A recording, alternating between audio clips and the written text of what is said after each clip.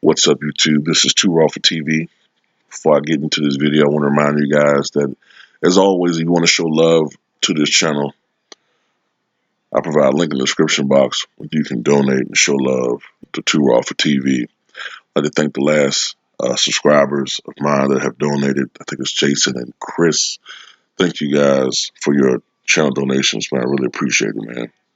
Try to do the best videos I can for you guys. Now, let's talk about Stephen A. Smith, right?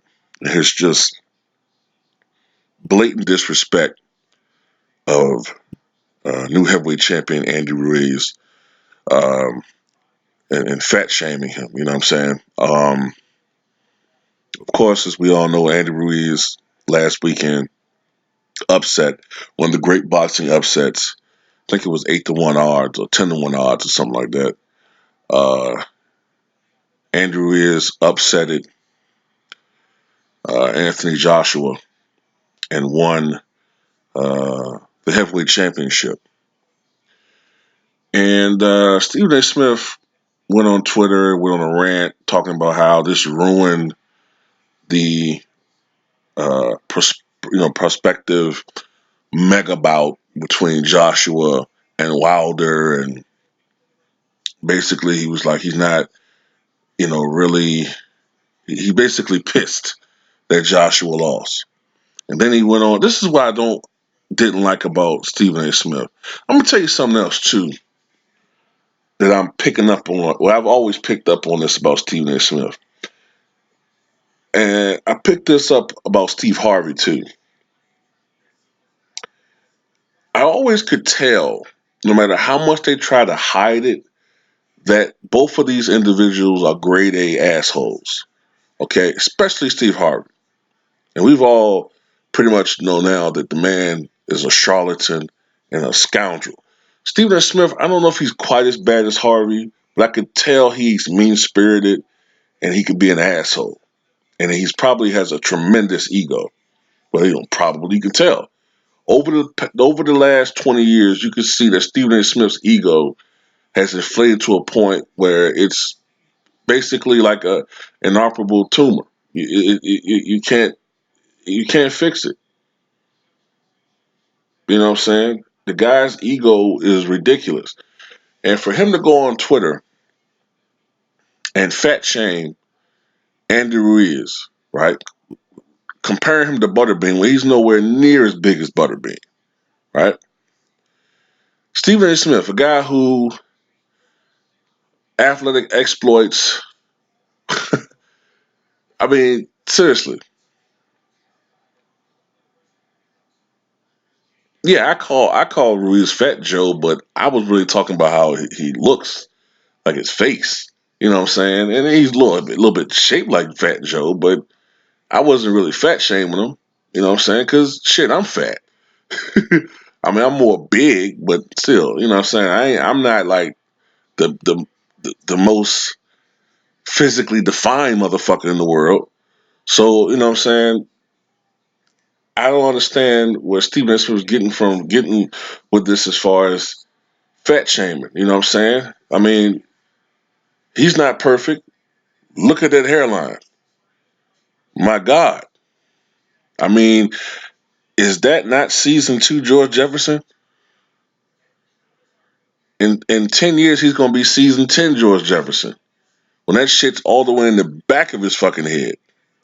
And a little bit of sparseness.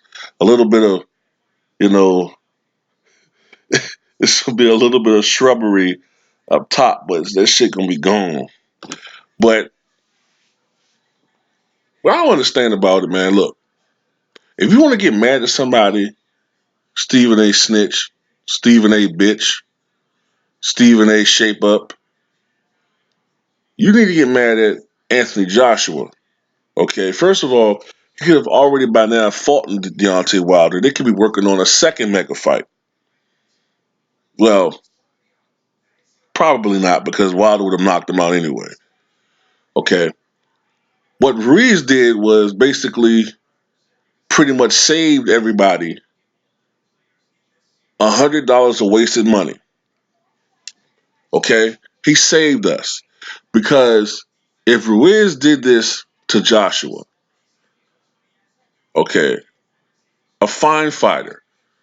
But by no means do I think that Ruiz is an all-time great. But he's a fine fighter with a great skill set and fast hands.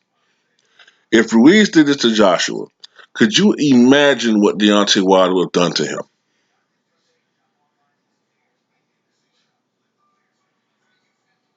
Let that sink in for a moment. You would have ordered that fight. You'd be like, oh shit, man, I gotta pee, man. I'll be right back. Pee, wash your hands. I hope you wash your goddamn hands.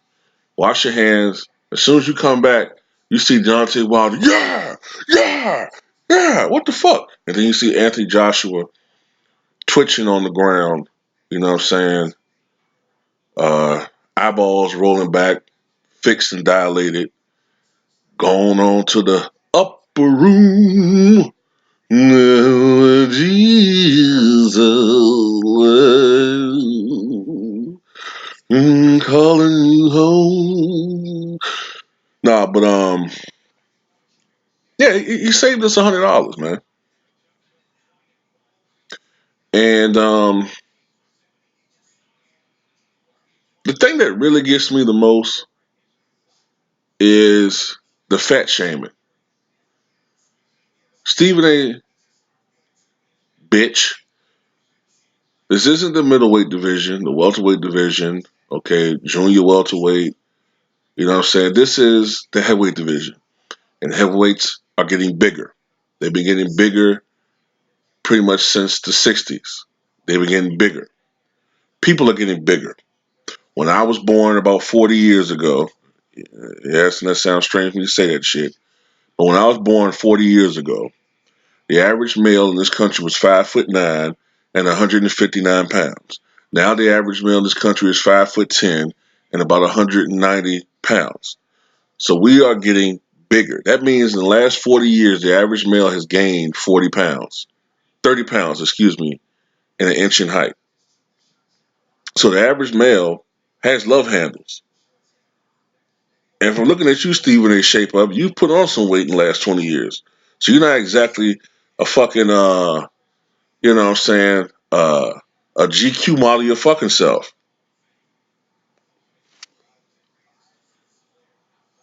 And heavyweights are getting bigger. James Toney, when he was fighting the heavyweight division, he was usually between what, 235 to 260. Still was a great fighter. Put Holyfield on his ass. Did he not?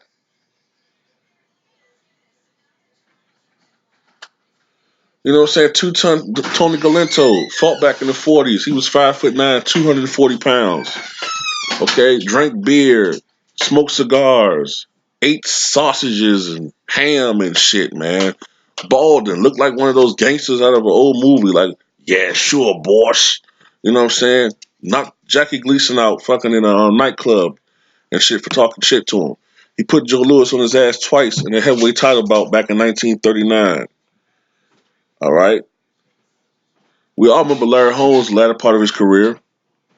You know what I'm saying? Larry transitioned from having that little short little natural to that weird frocks he was started rocking, you know, like the high top, but you know, the sides kind of were bald, but it didn't look right on his head. You know, sometimes he would grow it in a little bit, you know, but anyway, you know, Larry Holmes, when he was in his 40s, had the pot belly, you know what I'm saying? But he was still beating motherfuckers. Matter of fact, he beat Butterbean when he was 50 something. When he was in his 40s, he beat Bray Mercer. You know, held his own against Evander Holyfield. I mean, come on, man. I don't understand when all of a sudden there's been all this emphasis on how a fighter his physique is. You know what I'm saying? I want to say this really started. I want to say this really started with Tyson,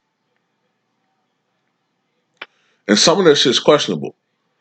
You know what I'm saying? Yeah, Tyson was a genetic freak. Tyson had a weird, like body type where he was all muscular when he was 13 years old, looking like he was a grown man and shit. But I'm telling you, man, some of that shit with Tyson, man, I think is a little bit. Some of his fan base, man, some of it is a little weird. So I'm gonna say, you know what I'm saying? And you see it in wrestling back in the 50s and 60s and 70s into the 80s. Wrestlers looked like more like Ruiz, and then all of a sudden they started becoming these Hulk Hogan slash um, Ultimate Warrior mega freaks, taking all types of steroids and horse pills and inject themselves with fucking bull semen and shit. Fucking muscles on top of muscles on top of muscles and 12 packs and shit. And all these motherfuckers dying of heart attacks at 50 and shit. Looking all shrimped up and shriveled up like fucking Lex Luger and shit, man. You know what I'm saying? This shit ain't right. This shit not natural. I'd rather have a fighter look like Andy Ruiz who can fight and look like an average fucking person. Okay? Yeah, he like a fucking auto mechanic. Okay? Yeah, he do. But guess what? He's the heavyweight champion of the motherfucking world. And Anthony Joshua had the best body in the fucking world. And what did that do? What did all that muscle do for him? Nothing. Nothing. Just like another fucking Michael Grant. Michael Grant had a great physique. Everybody talked about how great his body looked. And Lance Lewis knocked his ass the fuck out. Come on, man. It's not about all that shit, man. It's about who can fucking fight. It's about who can play. Whatever sport it is.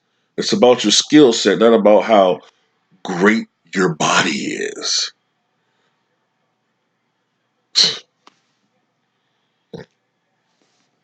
Shit crazy, man. And then in this video, man, I don't understand, like, why didn't Stephen A. Shape Up just say something like this on Twitter? Congratulations to Andy Ruiz for his tremendous upset victory over Deontay Wilder. One of the greatest upsets of all time in boxing history. Right up there, I would put it right up there with Tyson and Douglas. It's a shame though that maybe now we won't get to see Joshua and Wilder. But Wilder shouldn't have. But Joshua may have gotten exposed by Ruiz. Shout out to Ruiz for his great victory. If he had said something like that, then you really can't find fault in it. But for him to just shit on Ruiz parade like that, talking about this supposed fight that already could have happened by now, 2 times over, because Joshua and Eddie Hearn been ducking Wilder for years, trying to hope and pray this motherfucker get old in the ring, praying that he gets old. Joshua even admitted it. Joshua pretty much admitted he's ducking him and waiting for him to get old. And you get mad at Ruiz? Ruiz did us a fucking favor. He got rid of that hype job. And I guarantee you, if they do fight again, he's going to knock his ass out, but quicker. Because Joshua's a fucking head case.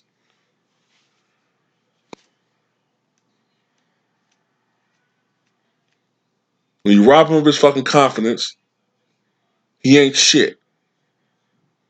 And Ruiz going to knock his ass out quicker. Shout out to Ruiz and fuck Stephen A. Smith. That's all I got to say about that. Tell me what you guys think.